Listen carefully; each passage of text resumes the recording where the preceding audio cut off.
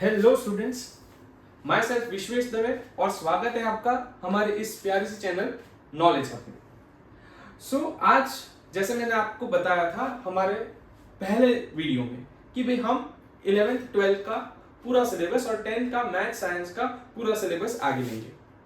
ठीक है, तो आज से हम शुरुआत करते हैं क्लास 12th से। ठीक, क्लास 12th का आज हम पहला चैप्टर पढ़ने जा रहे हैं जो कि है electric charges and field. Physics में ये चैप्टर से हम शुरुआत करेंगे, धीरे धीरे करके मैं 11th के भी चैप्टर्स डालता जाऊंगा। ठीक है, तो आइए शुरू करते हैं हम इलेक्ट्रिक चार्जेस एंड फील्ड के साथ। हेडिंग लगाता हूं मैं, चैप्टर 1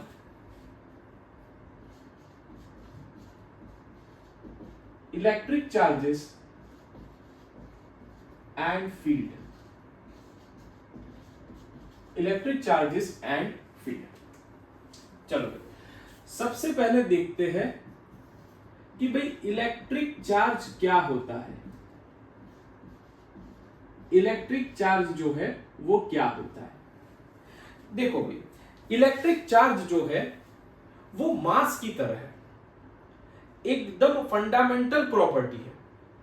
कैसी प्रॉपर्टी है? एकदम फंडामेंटल प्रॉपर्टी, यानी एकदम बेसिक प्रॉपर्टी।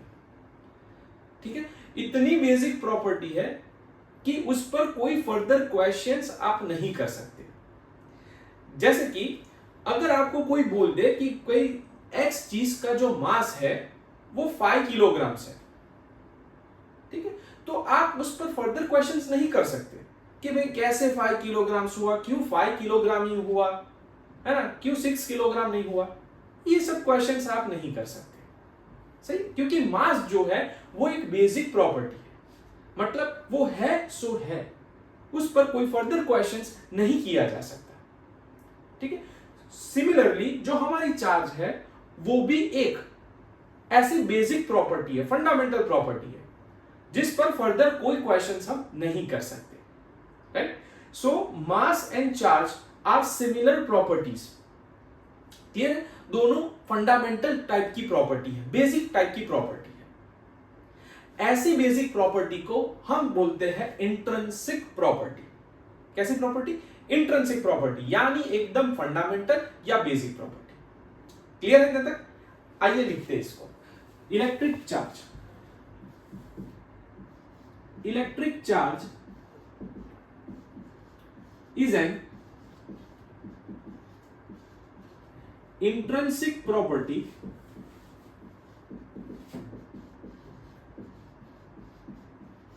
of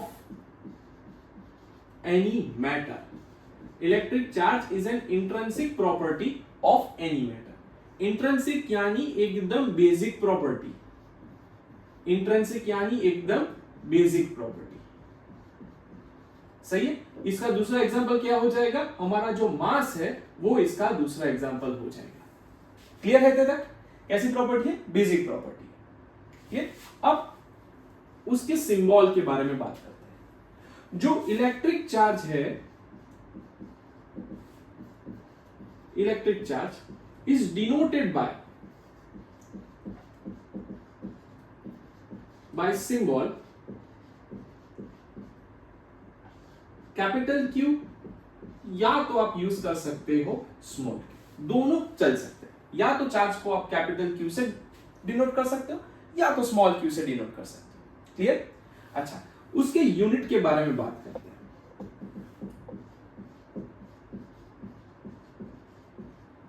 तो भाई साहब, चार्ज का जो यूनिट होता है वो होता है कूलम, और इसको सिंबॉलिकली C से दिखाया जाता है, कैपिटल C से। चार्ज का यूनिट क्या होता है? कूलम होता है, और उसको हम C से रिप्रेजेंट करते हैं। क्लियर है तक? ओके, अब देखते हैं चार्ज जो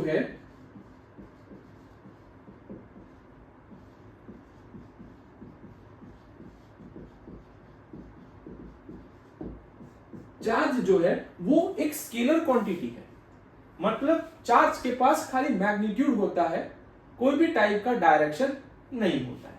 क्लियर? बहुत बेसिक है ये। क्लियर ना? ओके, अब जो भाई साहब चार्ज है वो दो टाइप के होते हैं।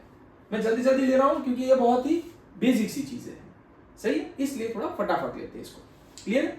अच्छा, चार्ज जो होता है वो दो टाइप का होता है। Charge is of two type. एक होता है आपका पॉजिटिव चार्ज और एक होता है आपका नेगेटिव चार्ज। एक होता है पॉजिटिव चार्ज और एक होता है नेगेटिव चार्ज। इन दोनों के बीच में जो फोर्स लगती है वो भी आपको मालूम है ना। लाइक चार्जेस जो होते हैं, लाइक चार्जेस यानी दो पॉजिटिव चार्ज या तो दो नेगेटिव चार्ज, एक जैसे चार्ज है ना, वो एक दूसरे को रिपेल करते हैं।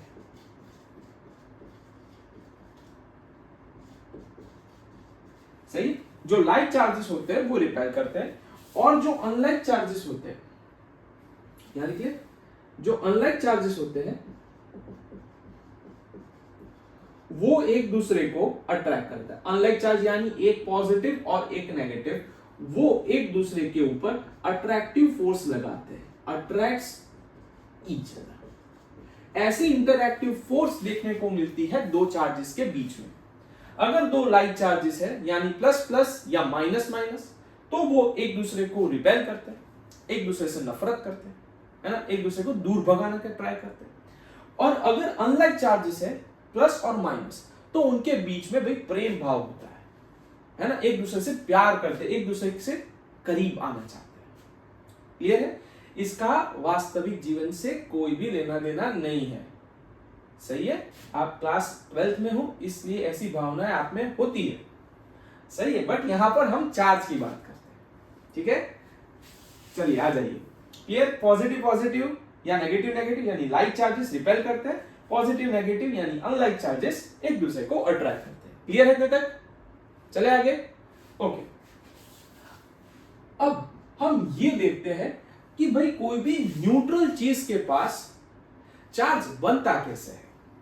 मतलब कोई भी न्यूट्रल चीज पॉजिटिव या नेगेटिव चार्ज कैसे प्राप्त कर लेती है, कैसे गेन कर लेती है, वो ये देखेंगे यहां पर। ठीक है, ये चीज आप केमिस्ट्री में एटॉमिक मॉडल में पढ़ चुके हैं, आप क्लास 10 में ये चीज आप पढ़ चुके हैं। मैं जरा रिवाइज करा देता हूं। ठीक है, देखो मेरे पास क्या है, एक न्यूट्रल बॉडी है। कैसी बॉडी है? न्यूट्रल बॉडी है। अब न्यूट्रल बॉडी मतलब इसके ऊपर जो नेट चार्ज है वो जीरो होगा। सही, इसके ऊपर जो नेट चार्ज है वो जीरो होगा, चार्ज इस पर जीरो नहीं होगा। ये चीज समझना, टोटल चार्ज जीरो होता है न्यूट्रल बॉडी के पास, बट इसका ये मतलब नहीं होता है कि इस पर कोई चार्ज नहीं है, इसके पास कोई चार्ज नहीं है, ऐसा मतलब नहीं होता है। समझो, न्यूट्रल चीज मतलब क्या कि इस पर जितने पॉजिटिव चार्ज है उतने ही उसके पास नेगेटिव चार्ज है। सही, इसलिए जो टोटल चार्ज होगा वो जीरो होगा। ये कोई डाउट? कोई डाउट नहीं। क्यू नेट का मतलब क्या हुआ? Consist of equal positive as well as negative charge. Consist of equal positive and negative charge. ठीक है, केमिस्ट्री की भाषा में बोले तो जितने इसके पास प्रोटॉन होंगे यानी पॉजिटिव चार्ज, एग्जैक्टली उसी अमाउंट के उसके पास इलेक्ट्रॉन्स होंगे यानी नेगेटिव चार्ज। ठीक है, कुल मिलाया तो ये चीज क्या हो जाएगी? न्यूट्रल हो जाएगी। क्लियर है? तो ये चीज याद रखना, न्यूट्रल बॉडी क्या टोटल चार्ज जीरो होता है यानी पॉजिटिव नेगेटिव बराबर अमाउंट में प्रेजेंट होता है। क्लियर है दादा? अच्छा, अब ध्यान से देखो, इसके पास जितने प्रोटॉन्स है उतने ही इसके पास इलेक्ट्रॉन्स है। सही? अच्छा, अगर मैं इस बॉडी न्यूट्रल बॉडी में से 5 इलेक्ट्रॉन निकाल देता हूं,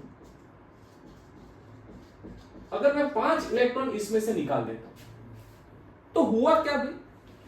5 जितना नेगेटिव चार्ज मैंने निकाल दिया। पहले क्या था? दोनों चीज बराबर थी, पॉजिटिव नेगेटिव बराबर थे। ये नेगेटिव जैसे ही मैंने निकाल दिया थोड़ा सा, इसकी अमाउंट डिक्रीज कर जाएगी। अब आप टोटल चार्ज निकालोगे तो पॉजिटिव की अमाउंट ज्यादा आएगी। आया समझ में? पहले क्या था? दोनों इक्वल थे, नेगेटिव पॉजिटिव दोनों इक्वल थे। अब आपने क्या किया, 5 इलेक्ट्रॉन निकाल दिया, यानी नेगेटिव चार्ज की अमाउंट डिक्रीज कर दी। अब आप नेट चार्ज निकालोगे तो पॉजिटिव चार्ज ओवरऑल आप पाओगे। समझ कितना ज्यादा पाओगे, तो कभी जितने इलेक्ट्रॉन कम हुए उतना पॉजिटिव चार्ज बढ़ गया, क्योंकि इलेक्ट्रॉन को निकाला है तो 5 जितना नेगेटिव चार्ज आपने बाहर कर दिया, तो बॉडी के ऊपर 5 जितना पॉजिटिव चार्ज बढ़ गया। क्लियर है? सो इलेक्ट्रॉन निकालने से बॉडी के ऊपर बन जाता है पॉजिटिव चार्ज। इलेक्ट्रॉन निकालने से बॉडी के ऊपर बन जाता है पॉजिटिव चार्ज। क्लियर? और जितने इलेक्ट्रॉन्स निकालते हो उतना उस पर पॉजिटिव चार्ज बनता जाता है। 2 इलेक्ट्रॉन निकाला तो +2 इलेक्ट्रॉन चार्ज, 5 इलेक्ट्रॉन निकाला तो +5 चार्ज, लाइकवाइज। क्लियर है? तो यहां पर इलेक्ट्रॉन निकाला इसलिए बॉडी के ऊपर आ जाएगा +5 के जितना चार्ज। देयरफॉर हम कह सकते हैं a body gains positive charge, a body gains positive charge when electrons are removed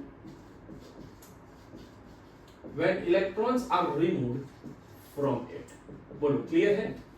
when electrons are removed from it। Clear है? कोई डाउट नहीं। चलो दूसरा देखते हैं। वही न्यूट्रल बॉडी है मेरे पास,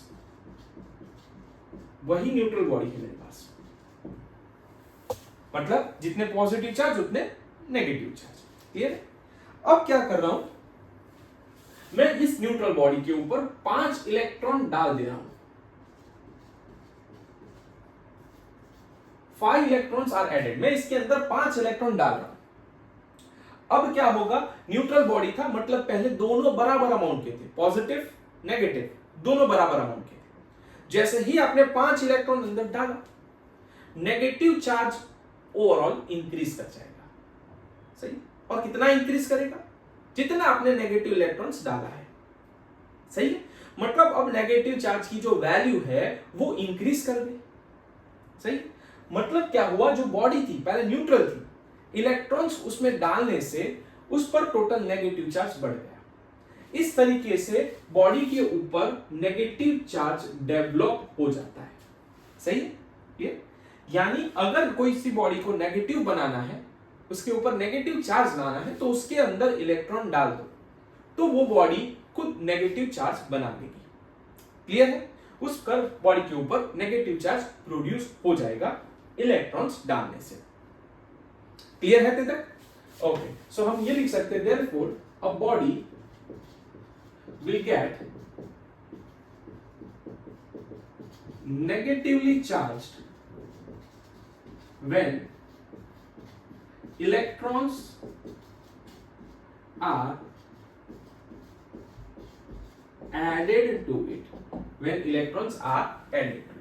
और जितने इलेक्ट्रॉन्स डालोगे उतना उस पर नेगेटिव चार्ज हो जाएगा। क्लियर है? इस तरीके से कोई भी बॉडी के ऊपर चार्ज प्रोड्यूस हो जाता है। आया समझ में? क्लियर है? ओके, ये पॉज करिए और इतना आप नोट करिए। देखो भाई, एक फुल स्केप बुक मेरे लिए बनाना, लेक्चर में यहां पर जहां पर भी बोलूंगा कि भाई ये चीज आप लिख लीजिए, तो पॉज करके वो चीज आप नोट करेंगे। ठीक है? और एक पूरा सा नोट्स अच्छे से प्रिपेयर करेंगे, ताकि जब भी आप कॉन्सेप्ट को रिवाइज करने बैठे, है ना, तो मेरा जो लिखा हुआ चीज आपको दिमाग में वो बैठ जाए। ठीक है? और मेरा जब आप पढ़ते हो तब आप मेरा जो लेक्चर है वो रिकॉल कर पाओ। सही है? तो अपने हिसाब से वो नोट्स रेगुलरली मेंटेन करते रहिए। क्लियर है? ठीक है, पॉज करें, नोट करिए।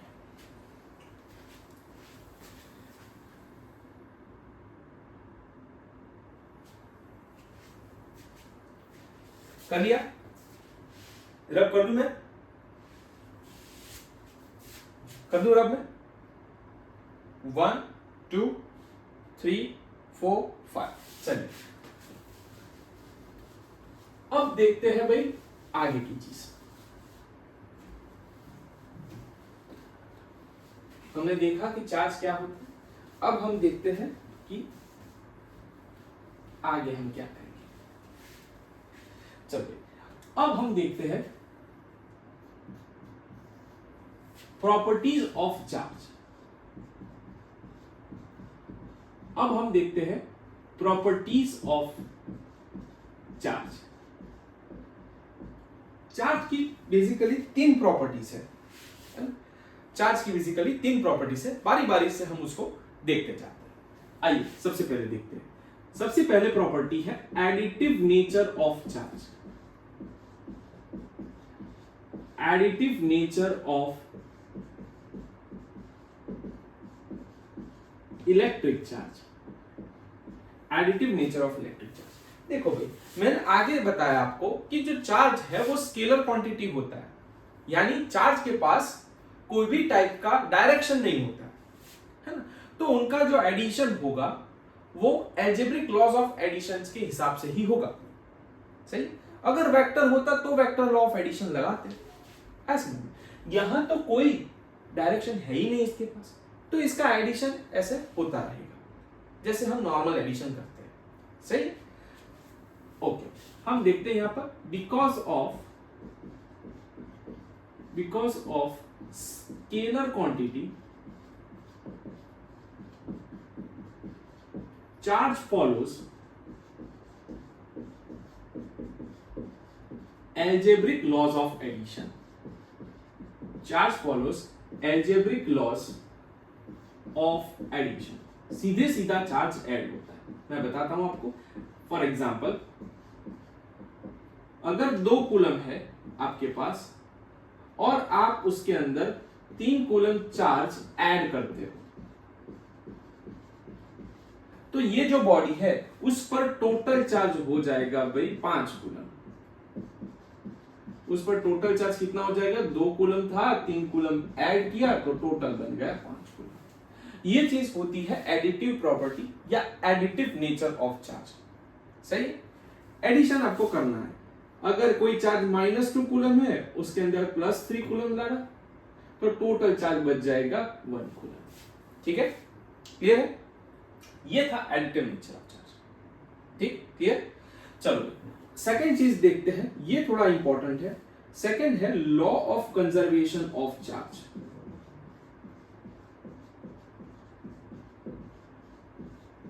Law of conservation of charge क्या बताता है? The charge can neither be created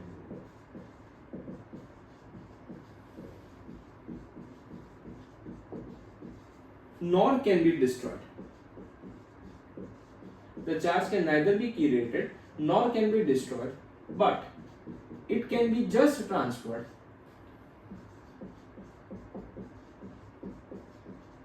It can just be transferred from one body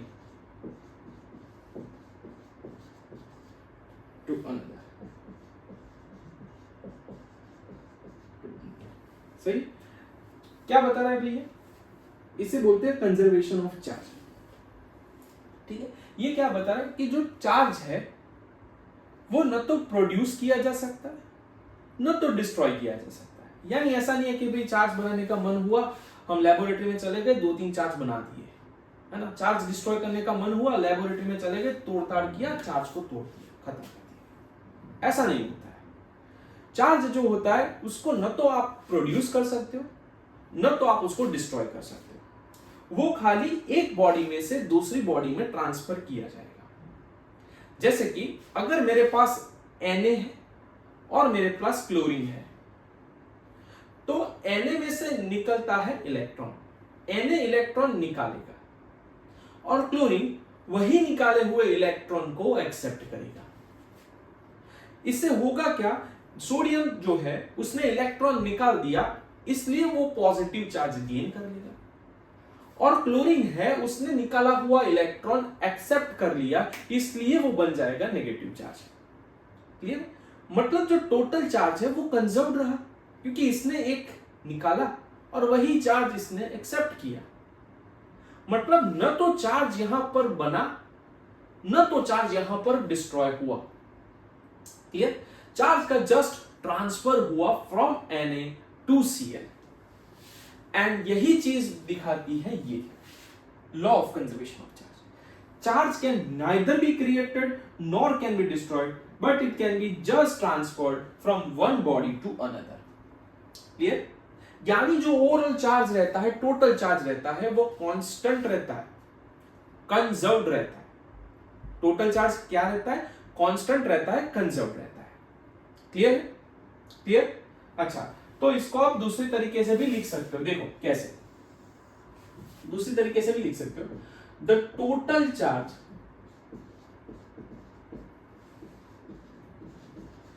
of any isolated system, the total charge of any isolated system always remains constant. The total charge of any isolated system always remains constant. जो total charge होता है वो always constant रहता है, conserved रहता है। ठीक है, यानी चार्ज का रीडिस्ट्रीब्यूशन हो सकता है, बट अगर जो टोटल चार्ज होगा वो टोटल चार्ज कांस्टेंट रहेगा। ठीक है, अगर कोई आपके पास आइसोलेटेड सिस्टम है, यानी ऐसी सिस्टम जो बाहर के एनवायरनमेंट से फ्री है, सही, मतलब बाहर के एटमॉस्फेयर का उस पर कोई असर नहीं पड़ रहा है। जैसे कि थर्मोफ्लास्क होता है ना, वो कुछ हद तक आइसोलेटेड होता है। गर्म चीज उसमें गर्म रहती है कुछ देर तक, और ठंडा चीज उसमें ठंडा रहता है कुछ देर तक। यानी वो क्या करता है, ये सिस्टम का कुछ देर के लिए बाहर के एटमॉस्फेयर से नाता तोड़ देता है। ऐसे सिस्टम को हम बोलते हैं आइसोलेटेड सिस्टम।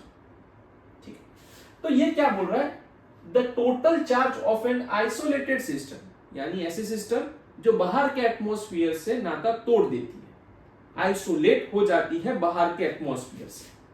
अगर आपके पास ऐसा सिस्टम होगा तो उसका टोटल चार्ज कांस्टेंट रहेगा। क्यों? क्योंकि चार्ज न तो उसमें से बाहर जा पाएगा, न तो बाहर का चार्ज उसके अंदर आ पाएगा। इसीलिए जो उसका टोटल चार्ज रहेगा वो कांस्टेंट रहेगा। क्लियर है? सिस्टम कैसा होना चाहिए? आइसोलेटेड सिस्टम होना चाहिए। ठीक है, जैसे कि अगर ये चीज है आपके पास, उसके अंदर आपके पास दो चार्ज है, एक 2 कूलम चार्ज है और एक -8 कूलम चार्ज है, तो टोटल कितना चार्ज हो गया भाई? Q टोटल आपके पास हो गया -6 कूलम। सही है, -8 + 2 6 कूलम, -6 कूलम। अब अगर इन दोनों को आप आपस में टकराओगे, यानी ये जो चीज है, बॉक्स है, उसको आप हिलाओगे, तो ये दोनों एक दूसरे से कोलाइड करेंगे, एक दूसरे के साथ क्या करेंगे, ये दोनों टकराएंगे। टकराने के कारण क्या होगा, चार्ज का रीडिस्ट्रीब्यूशन होगा, यानी अब इन दोनों के ऊपर पहले के जैसे चार्ज नहीं रहेंगे। मतलब ये अब 2 कूलम और ये -8 कूलम का नहीं रह सकता, रह भी सकता है बट मेजॉरिटी नहीं रह सकता है। क्लियर है? बट एक चीज याद रखना, ये कैसी बॉडी है? आइसोलेटेड बॉडी है। ये कैसा बॉडी है? ये आइसोलेटेड बॉडी है, यानी जो भी चार्ज होगा वो कुल मिला के इतना ही होगा। सही है, क्योंकि हम कंजर्वेशन में अभी पढ़े कि total charge always remains constant for an isolated body, यानी इस पर चार्ज का रीडिस्ट्रीब्यूशन तो होगा बट जो टोटल चार्ज होगा वो कांस्टेंट रहेगा। यानी अब आप देखोगे अगर ये 4 कूलम है, सही है, तो ये भाई साहब के ऊपर -10 कूलम आएगा, क्योंकि टोटल को आपको कितना रखना है? -6 रखना है। सही, तो यहां भी चार्ज कितना आ जाएगा? -6 कूलम ही आ जाएगा। ठीक है, इसीलिए हम बोल सकते हैं आइसोलेटेड सिस्टम के लिए जो चार्ज होगा वो कांस्टेंट रहेगा, टोटल चार्ज, जो टोटल चार्ज होगा वो कांस्टेंट रहेगा। Clear? And this is known as conservation of charge. ये चीज को हम बोलते हैं law of conservation of charge. Clear है? कोई डाउट? पक्का? अच्छा, पॉज करिए और नोट कीजिए, बाद में हम थर्ड प्रॉपर्टी देखते हैं। हमने पहला प्रॉपर्टी देखा एडिटिव नेचर ऑफ चार्ज, दूसरा प्रॉपर्टी देखा law of conservation of charge, अब तीसरा प्रॉपर्टी देखेंगे क्वांटाइजेशन ऑफ चार्ज। बड़ा ही इंपॉर्टेंट। ठीक है, आप इतना पॉज करके पहले नोट कर दीजिए, बाद में हम आगे थर्ड प्रॉपर्टी की तरफ जा रहे हैं। चलिए भाई नोट कीजिए।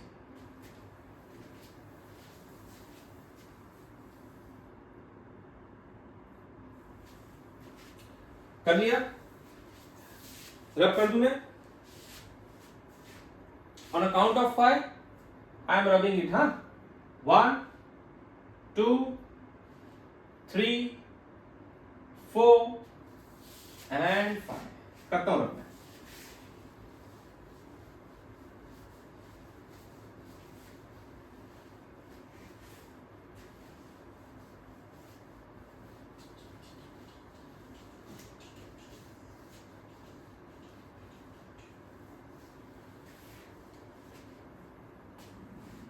मजा आ रहा है ना भैया पढ़ने में?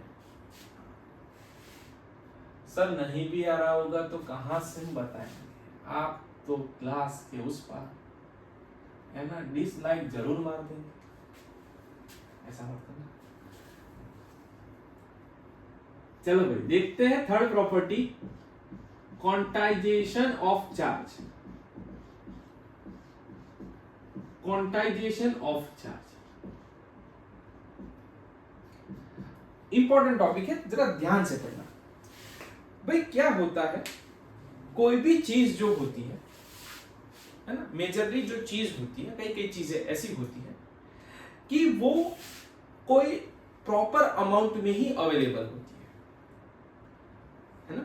कई कई चीजें ऐसी होती है कि उसकी जो एक मिनिमम अमाउंट है वो फिक्स्ड रहती है और उसी के मल्टीपल्स में वो चीजें मिलती है।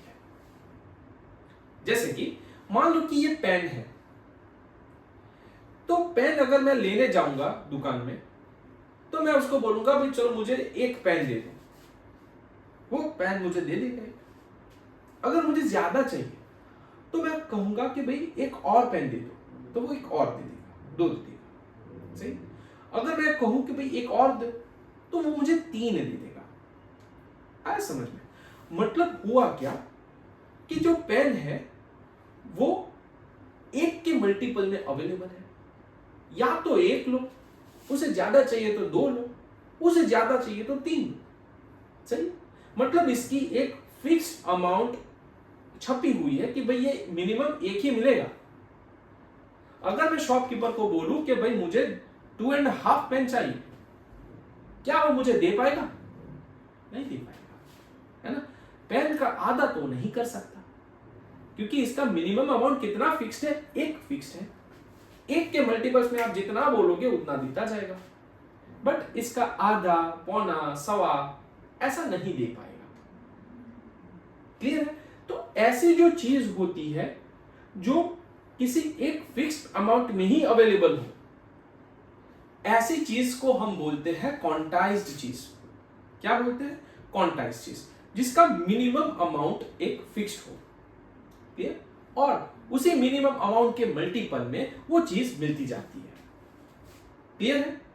हाँ, तो ये पेन, लड़कियों की वो जो नेल पॉलिश होती है वो, लिपस्टिक होती है वो, हमारा मोबाइल फोन होता है वो, सही, ये सारी जो चीजें हैं वो क्वांटाइज्ड चीजें हैं, यानी फिक्स्ड अमाउंट में ही ये चीजें अवेलेबल हो। क्लियर? कोई डाउट? कोई डाउट नहीं। यानी साइड में लिखता हूं मैं, क्वांटाइजेशन मतलब किसी भी चीज का जो मिनिमम अमाउंट है, किसी भी चीज का जो मिनिमम अमाउंट है वो फिक्स्ड है और वो चीज उसी के मल्टीपल में अवेलेबल होगी। And that thing is available in the multiple of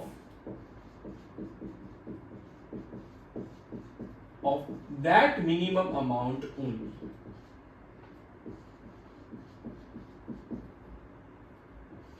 और वो जो चीज होगी वो उसी मिनिमम अमाउंट के मल्टीपल में अवेलेबल हो। जैसे कि मैंने पेन बताया, पेन का मिनिमम अमाउंट हो गया 1। अब जो पेन है इसका मिनिमम अमाउंट फिक्स्ड हो गया, ठीक है, कि मिनिमम एक ही मिलेगी, उससे कम नहीं मिलेगी, आधी, पौनी, सवा ऐसा नहीं मिलेगा, एक मिलेगा। अगर ज्यादा चाहिए तो एक के मल्टीपल में आप मापो। 3 मांगो, 4 मांगो, 5 मांगो, उसी के मल्टीपल में मिलेगा। ठीक है, तो ऐसी क्वांटिटी को क्या बोलते हैं? हम क्वांटाइज्ड क्वांटिटी बोलते हैं। ऐसी क्वांटिटी को क्या बोला जाता है? क्वांटाइज्ड क्वांटिटी बोला जाता है। क्लियर है? डन। अच्छा, अब जरा देखो हेडिंग क्या लिखा है, क्वांटाइजेशन ऑफ चार्ज। यानी हमारा जो चार्ज है वो एक क्वांटाइज्ड क्वांटिटी है। चार्ज हमारा एक क्वांटाइज्ड क्वांटिटी है, यानी इसका भी मिनिमम अमाउंट फिक्स्ड होगा। इसका भी कुछ मिनिमम अमाउंट क्या होगा? फिक्स्ड होगा। और उसी मिनिमम अमाउंट के मल्टीपल्स में चार्ज का ट्रांसफर पॉसिबल होगा। सही है? जैसे कि पेन का मिनिमम अमाउंट फिक्स था 1, उसी तरह से चार्ज का भी कुछ मिनिमम अमाउंट फिक्स्ड होगा और उसी के मल्टीपल में, उसी मिनिमम अमाउंट ऑफ चार्ज के मल्टीपल में आप चार्ज को एक जगह से दूसरी जगह ट्रांसफर कर पाओगे। ठीक है, मतलब चार्ज कैसी क्वांटिटी हुई? एक क्वांटाइज्ड क्वांटिटी हुई। क्लियर? ओके, आइए धीरे धीरे समझते हैं इसको। क्लियर है इसके अंदर? Okay, the smallest charge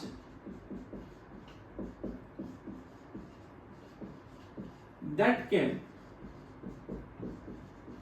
exist independently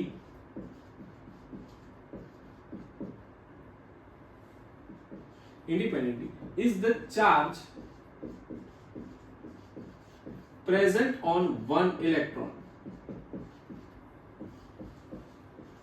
Is the charge present on one electron, that is एक इलेक्ट्रॉन के बराबर का चार्ज। सही, ये सबसे छोटा चार्ज होता है, charge present on one electron. सही, मतलब 1 इलेक्ट्रॉन के ऊपर जो चार्ज होता है वो चार्ज की मिनिमम अमाउंट है, फिक्स्ड अमाउंट, मिनिमम अमाउंट। सही, जैसे पेन का था 1 पेन, वैसे चार्ज के लिए जो मिनिमम अमाउंट है वो है 1 इलेक्ट्रॉन का चार्ज। मतलब अगर कहीं पर भी आपको इलेक्ट्रॉन मतलब चार्ज ट्रांसफर करना है तो आप 1 इलेक्ट्रॉन के मल्टीपल में ही कर सकते हो। कोई भी ऐसा तैसा चार्ज किसी बॉडी पर नहीं ट्रांसफर किया जा सकता है ना। कोई बॉडी है तो उस पर अगर मैं 1 इलेक्ट्रॉन डाल सकता हूं, 2 इलेक्ट्रॉन डाल सकता हूं, 3 इलेक्ट्रॉन डाल सकता हूं। क्यों? क्योंकि बॉडी का जो मिनिमम अमाउंट ऑफ चार्ज है, जो मिनिमम अमाउंट ऑफ चार्ज है वो क्या है? चार्ज ऑन 1 इलेक्ट्रॉन, और उसी के मल्टीपल्स में चार्ज को ट्रांसफर किया जाएगा।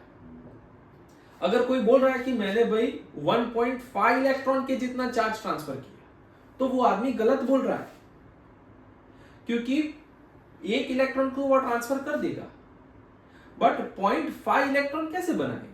0.5 यानी हुआ आधा। इलेक्ट्रॉन का आधा तो कर नहीं सकते, क्योंकि उसकी मिनिमम अमाउंट जो है वो है 1 इलेक्ट्रॉन के बराबर। सही है, तो इसी के मल्टीपल्स में आप कर सकते हो। 1 इलेक्ट्रॉन कर सकते हो, 2 इलेक्ट्रॉन ट्रांसफर कर सकते हो, 3 इलेक्ट्रॉन ट्रांसफर कर सकते हो, 3.5 इलेक्ट्रॉन ट्रांसफर नहीं किया जाएगा, 2.5 इलेक्ट्रॉन ट्रांसफर नहीं किया जाएगा। क्लियर है? Got it? So electron transfer takes place only in the integer multiple of this charge। इसी के मल्टीपल्स में आप ट्रांसफर कर सकते हो। Got it? क्लियर हुआ?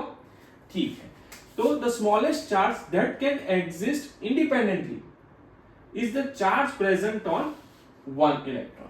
ठीक है, और ये चार्ज की वैल्यू आपको याद रखनी पड़ेगी, ये होता है 1.6 इंटू 10 की power -19 coulomb. Charge on 1 electron 1.6 into 10 की पावर -19 कूलम। ठीक है, ओके। अब मैं जो क्वांटाइजेशन ऑफ चार्ज है उसका स्टेटमेंट लिखने जा रहा हूं, ध्यान से देखना। The charge on any body always exist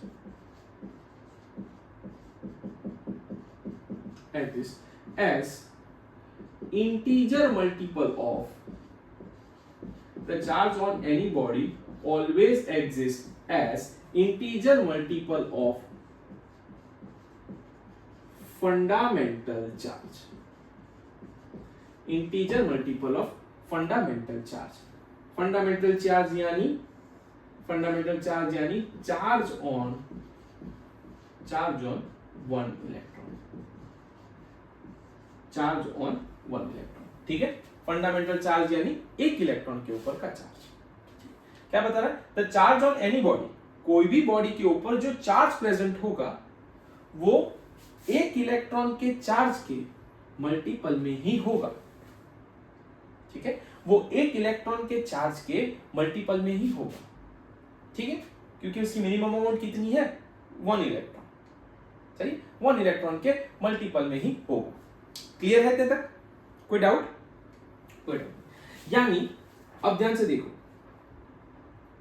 मैंने अभी बताया आपको आगे कि अगर आप किसी न्यूट्रल बॉडी में से इलेक्ट्रॉन निकालोगे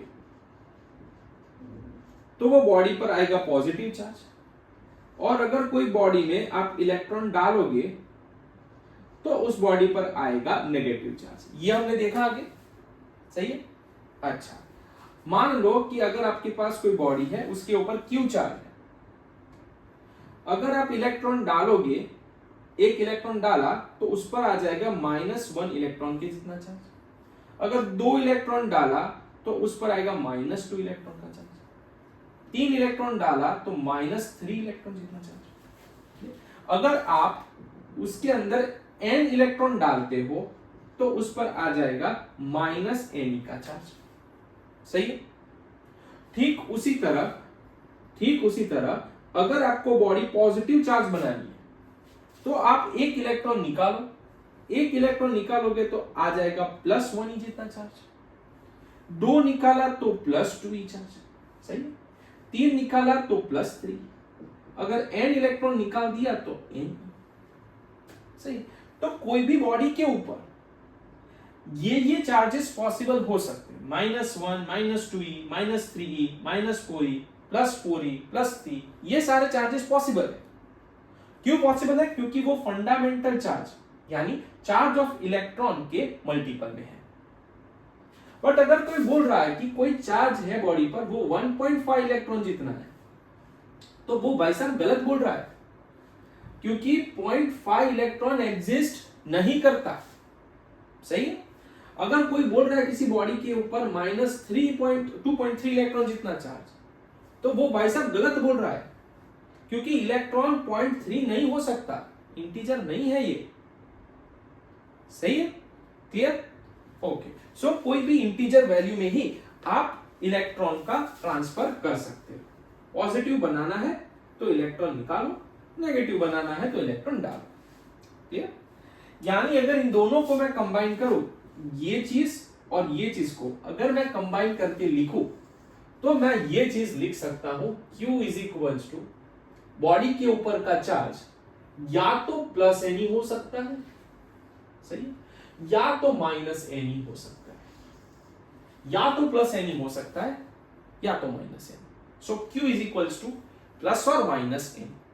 ठीक है, Q is equals two plus और माइनस n। कोई डाउट? कोई डाउट। ये चीज को हम बोलते हैं क्वांटाइजेशन ऑफ चार्ज। ये इक्वेशन को हम बोलते हैं क्वांटाइजेशन ऑफ चार्ज। सही? क्लियर? जहां पर Q जो है वो है चार्ज ऑन बॉडी, N जो है वो है हमारा नंबर ऑफ इलेक्ट्रॉन्स ट्रांसफर्ड, कितने इलेक्ट्रॉन ट्रांसफर्ड हुए वो चीज N से बताती है। ठीक है। E जो है वो है हमारा चार्ज ऑन 1 इलेक्ट्रॉन, और उसी चीज को हम बोलते हैं फंडामेंटल चार्ज।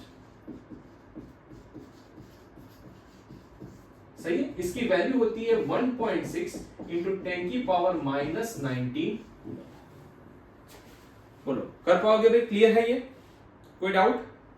अच्छा, आपको क्या याद रखना है? खाली फॉर्मूला ही याद रखना है, Q is equals to N, बस इतना याद रखना, प्लस माइनस को जाने दो।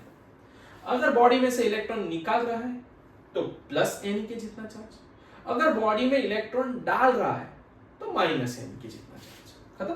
क्लियर? कोई डाउट? कोई डाउट नहीं। चलो भाई, एक एग्जाम्पल करवा देता हूं।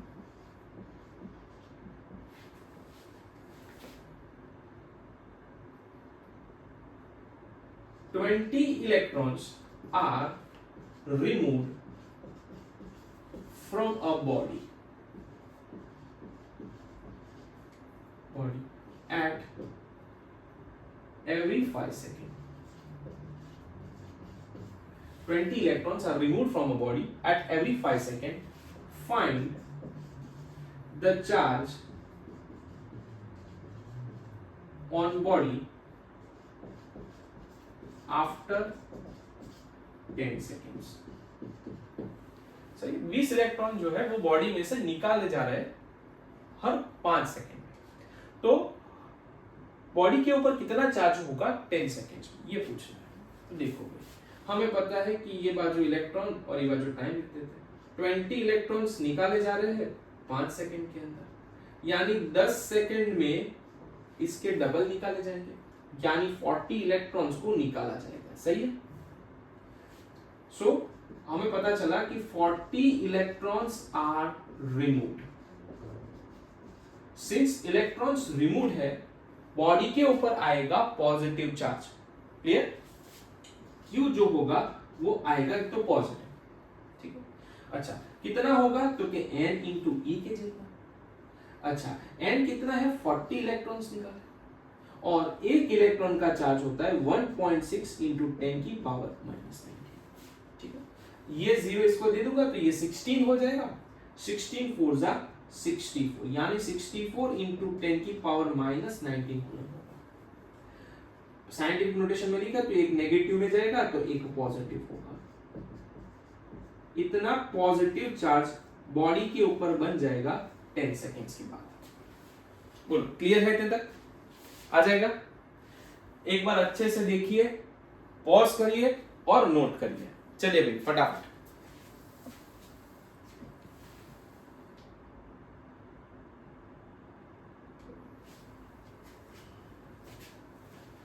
कर लिया note?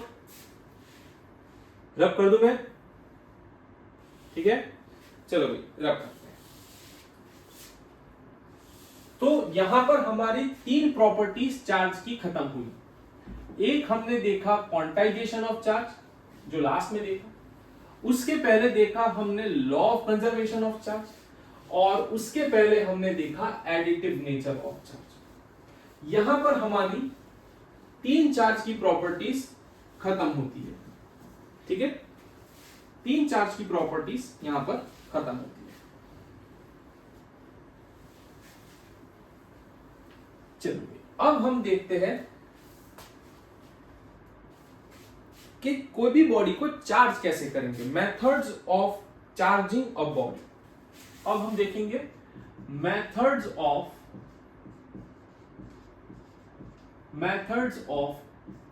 Charging a body, charging a neutral body. Methods of charging a neutral body. कोई भी न्यूट्रल बॉडी को हम कैसे चार्ज करेंगे, ठीक है। ये भी 3 मेथड है, उसमें से 2 मेथड इंपॉर्टेंट है, ठीक है। और जो पहला मेथड है चार्जिंग बाय कंडक्शन, ठीक है, उसके ऊपर न्यूमेरिकल्स आते हैं, तो वो जरा ध्यान से पढ़ना। चलो भाई, सबसे पहला देखते हैं charging by conduction. Charging by conduction, भाई ये मेथड में क्या किया जाता है, कोई भी न्यूट्रल बॉडी को चार्ज बॉडी के साथ कांटेक्ट में लाया जाता है। क्या होता है, कोई भी न्यूट्रल बॉडी को किसी चार्ज बॉडी के साथ ऐसे कांटेक्ट में लाया जाता है, फिजिकल कांटेक्ट करवाया जाता है, ठीक है। आपको पता है बेसिक लॉ कि कोई भी चीज हायर लेवल से लोअर लेवल की तरफ ट्रांसफर करती है। कोई भी चीज, चाहे आप वो पानी ले लो, हायर हाइट से लोअर हाइट की तरफ ट्रांसफर करता है। हीट ले लो, हायर टेम्परेचर से लोअर टेम्परेचर की तरफ ट्रांसफर करता है। सही, यानी कुछ भी चीज हायर से लोअर की तरफ ट्रांसफर करती है। सही, जैसे ही आप न्यूट्रल बॉडी यानी जिसके ऊपर नेट चार्ज 0 है, अगर आप उसको किसी चार्ज बॉडी के साथ कांटेक्ट में लाएंगे तो क्या होगा, जो चार्ज है वो चार्ज बॉडी में से यानी हायर रीजन से लोअर रीजन की तरफ ट्रांसफर करेगा। सही। और जब आप उनको सेपरेट करोगे थोड़ी देर के बाद तो आप देखोगे कि दोनों बॉडीज पर चार्ज प्रेजेंट है। सही। चार्ज बॉडी का चार्ज थोड़ा कम हो जाएगा और न्यूट्रल बॉडी के ऊपर उतना ही चार्ज डेवलप कर जाएगा। ठीक है। ये जो मेथड है किसी न्यूट्रल बॉडी को किसी चार्ज बॉडी के साथ कांटेक्ट में लाके चार्ज करने की, ये मेथड को हम बोलते हैं चार्जिंग बाय कंडक्शन। क्लियर है? लिखो मैं ये चार्जिंग बाय कंडक्शन क्या, तो कि the process of charging any neutral body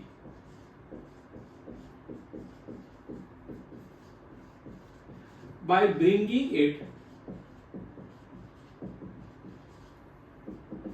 in physical contact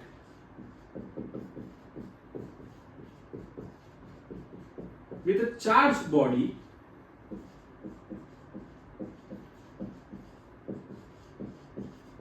is known as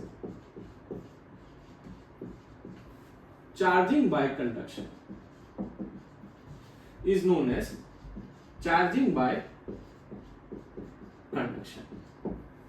सही। इस चीज को हम क्या बोलते हैं, चार्जिंग बाय कंडक्शन बोलते हैं। Got it? क्लियर? अच्छा, अब डायग्राम से समझते हैं। देखो मेरे पास ये एक बॉडी है जिसके ऊपर कुछ चार्ज प्रेजेंट है, 1 2 3 4 5 और 6। ठीक है। ये कैसी बॉडी है? ये हमारे पास पॉजिटिवली चार्ज्ड बॉडी है। ठीक है। अच्छा, अब मेरे पास यहां पर एक न्यूट्रल बॉडी है। ठीक है। ये कैसा बॉडी है? हमारे पास एक न्यूट्रल बॉडी है और हमारा मकसद इसी को चार्ज करना। ठीक है। तो मैं क्या करूंगा, चार्ज बॉडी को न्यूट्रल बॉडी के साथ फिजिकल कांटेक्ट में ला दूंगा। यानी मैंने क्या किया, दोनों बॉडीज को टच करवा दिया, चार्ज बॉडी और न्यूट्रल बॉडी दोनों बॉडी को टच करवा दिया।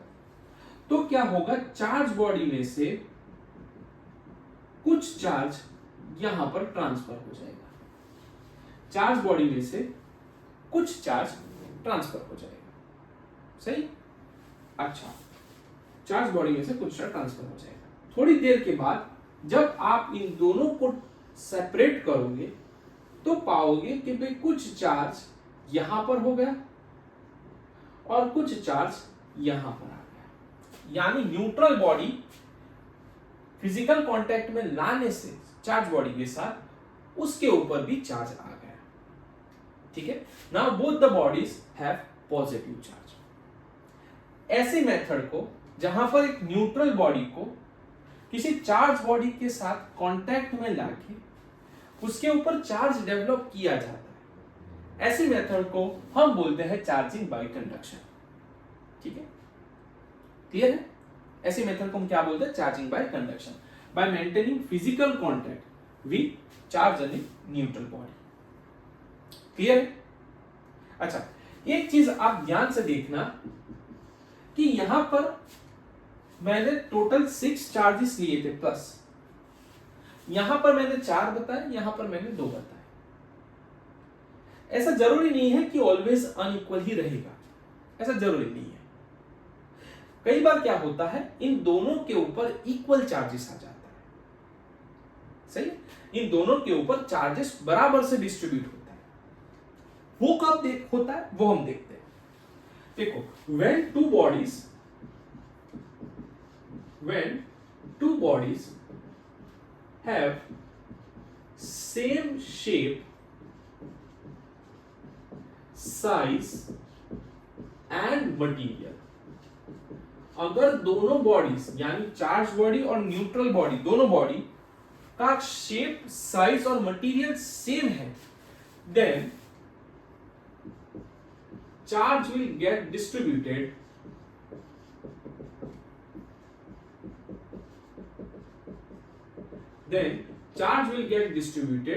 uniformly. तब जो चार्ज होगा वो एकदम बराबर तरीके से डिस्ट्रीब्यूट होगा। कब? जब शेप, साइज एंड मटेरियल कैसा हो? सेम हो। तब जो चार्ज डिस्ट्रीब्यूट होगा वो एकदम से इक्वल होगा, एकदम बराबर होगा। जैसे इसके ऊपर मान लो कि 4 कूलम का चार्ज है, इसी के शेप का, इसी के साइज का और इसी के मटेरियल का हमने एक दूसरा बॉडी इसके कांटेक्ट में लाए। अब क्या होगा? फिजिकल कांटेक्ट हुआ, कंडक्शन की मदद से चार्ज का ट्रांसफर होगा। जब आप इन दोनों को सेपरेट करोगे, आप पाओगे कि दोनों के ऊपर जो चार्ज है वो एकदम से बराबर डिस्ट्रीब्यूटेड है। ठीक है? चार्ज क्यों इक्वल डिस्ट्रीब्यूटेड हुआ? क्योंकि दोनों का शेप, साइज, मटेरियल इक्वल है। ठीक है? क्वेश्चन में, न्यूमेरिकल में आपको दे रखेंगे कि bodies are identical in shape, size and material. ठीक है? तो उसको कांटेक्ट कराने से जो चार्ज होगा वो इक्वली डिस्ट्रीब्यूट होगा। ठीक है? क्लियर? कोई डाउट? कोई डाउट नहीं। चलो, ये था हमारा चार्जिंग बाय कंडक्शन, जिसमें फिजिकल कांटेक्ट से न्यूट्रल बॉडी को चार्ज किया जाता है with the help of a charge body. Positive लोगे तो यहां पर पॉजिटिव बनेगा एट द एंड, नेगेटिव लोगे तो यहां पर नेगेटिव बनेगा एट द एंड। क्लियर है? ठीक है, चलो भाई इसको नोट करो, बाद में हम सेकंड मेथड की तरफ जा रहे हैं। चलो फटाफट नोट करो इसको पोज करके।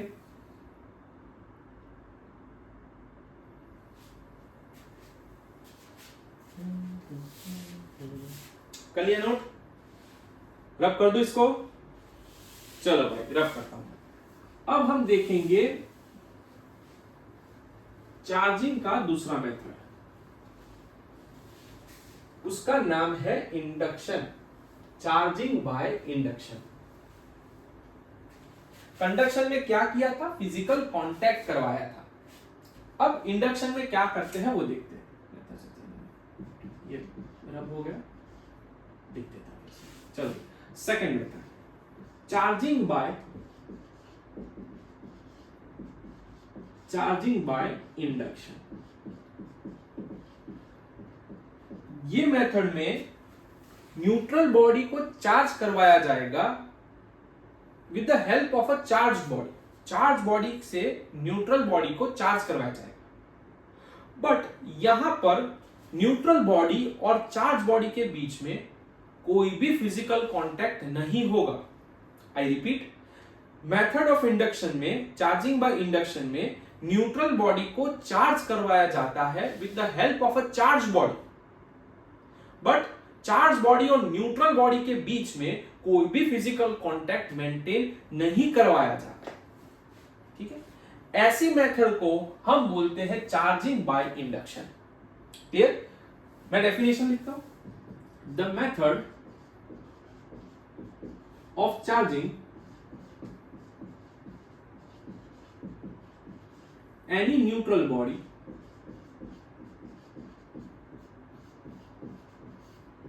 with the help of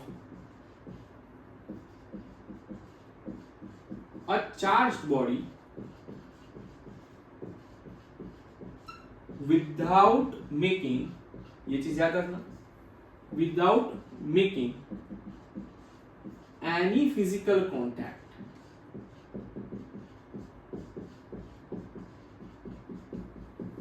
is known as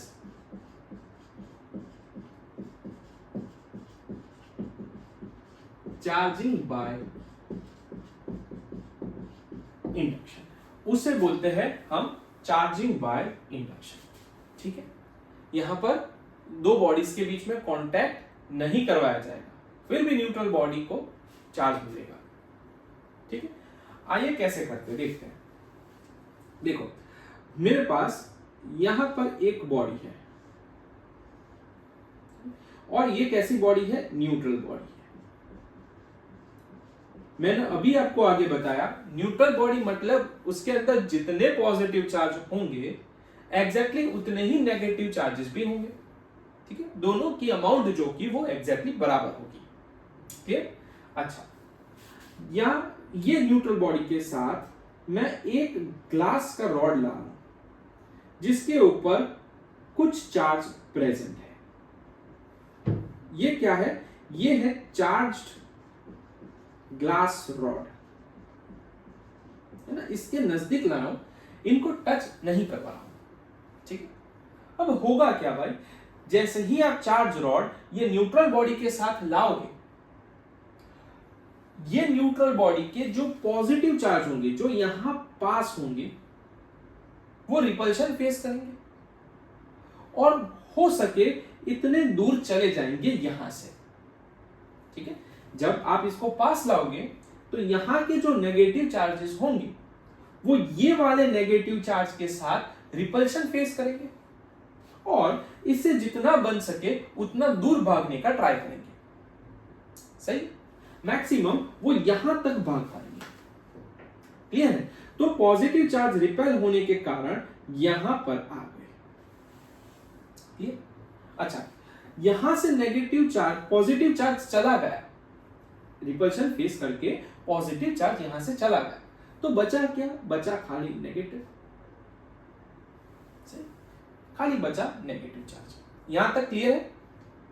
अच्छा, अब क्या होगा? अब क्या होगा? ये चीज के पास चार्ज का सेपरेशन हो गया। अगर कोई आपको पूछे कि ये बॉडी के पास चार्ज आया कि नहीं, तो उसको मना करना भी, नहीं आया अभी चार्ज, चार्ज खाली बॉडी में से सेपरेट हुआ। ये बॉडी अभी भी न्यूट्रल है, खाली चार्ज का सेपरेशन हुआ है। ये चीज आप कैपेसिटर में देखोगे डाइलेक्ट्रिक पढ़ते टाइम, है ना। अभी खाली सेपरेशन हुआ है। ये प्रोसेस को हम बोलते हैं पोलराइजेशन। क्या चीज? पोलराइजेशन। ये सेकंड चैप्टर में आप पढ़ोगे, अभी छोड़ो। चार्ज का खाली सेपरेशन हो गया, क्लियर। अच्छा, अब क्या करेंगे? इसको साथ में अभी बनाए रखेंगे, इसको रिमूव नहीं करेंगे रॉड को। अब क्या करेंगे? ये जो आपने चार्ज यहां पर लाया हुआ है पॉजिटिव, ये वाला नेगेटिव, अब आपको तो क्या करना है? इस पर कोई भी एक टाइप का चार्ज रखना है, यानी पॉजिटिव मुझे मान लो निकालना है। तो क्या करूंगा मैं? इस कोने से ये वाले कंडक्टर को अर्थ के साथ कनेक्ट कर दूंगा, यानी इसका अर्थिंग कर दूंगा। क्या कर दूंगा? अर्थिंग। यानी जो भी एक्सेस चार्ज सरफेस पर होगा वो अर्थ उसको डंप कर देगी, है ना।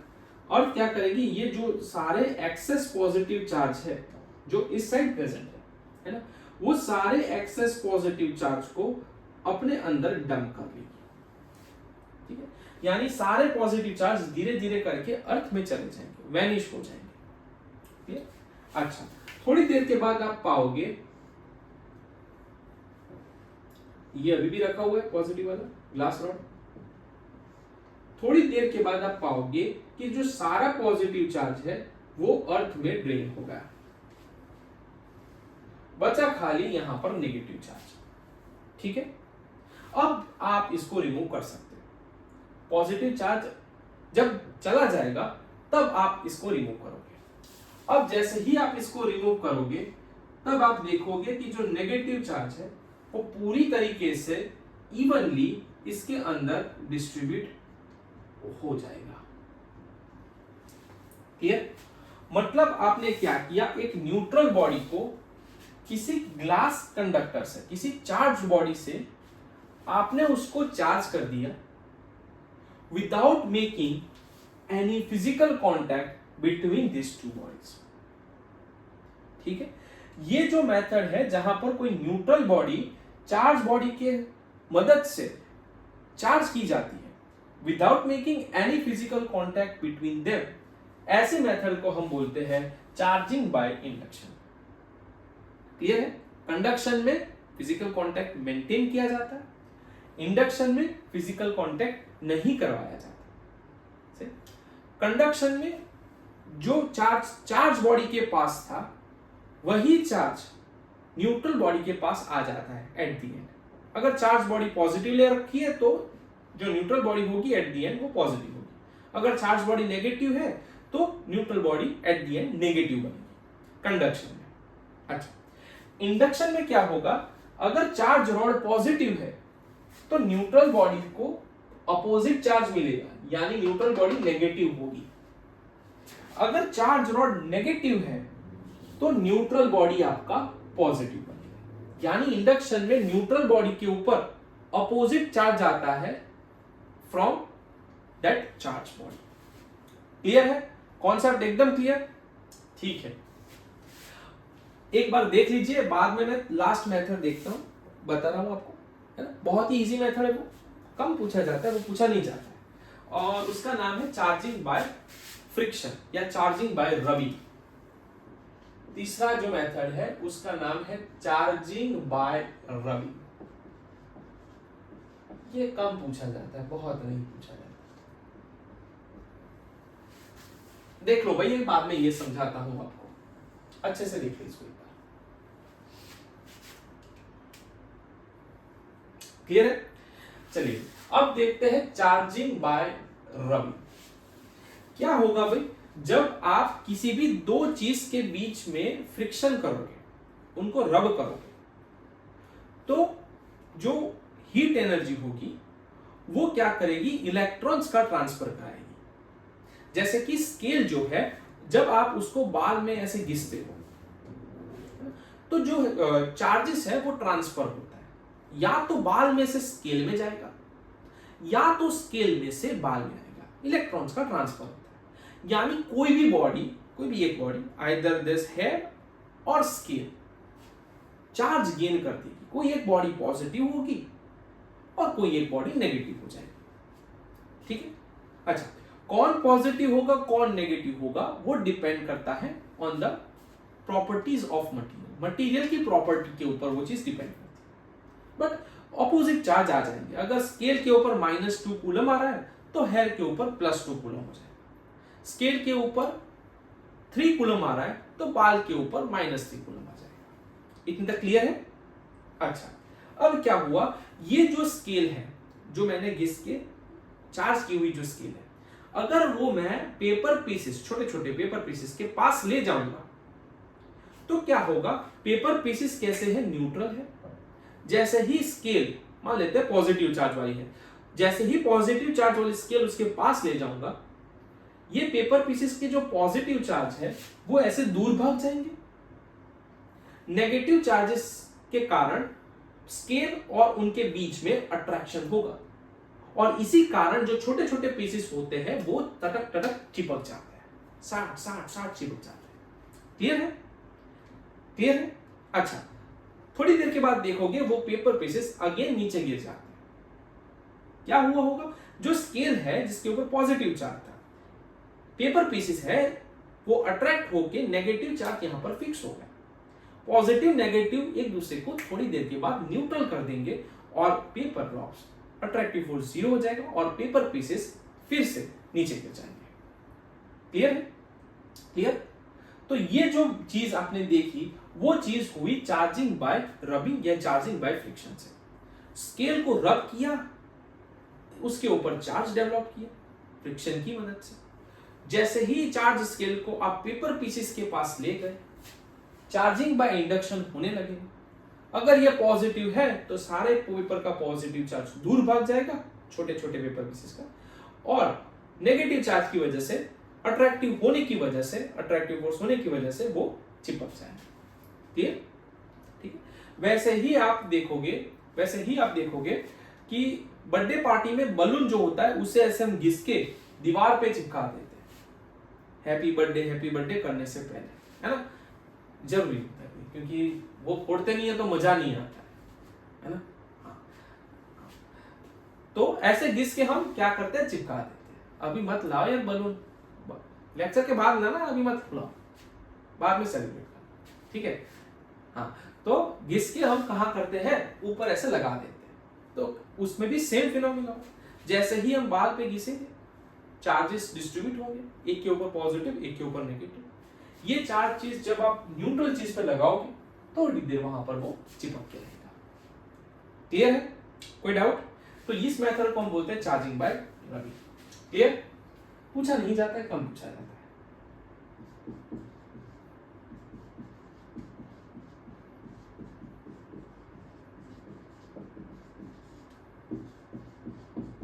The process of charging neutral bodies bye rubbing them against each other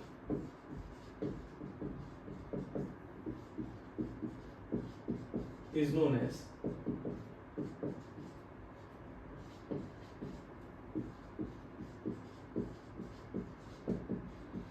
charging by friction या तो फिर here one body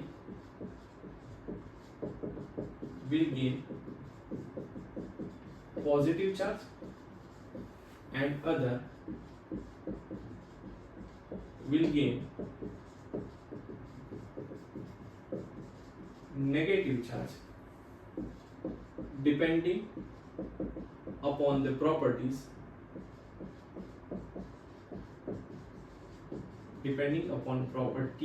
of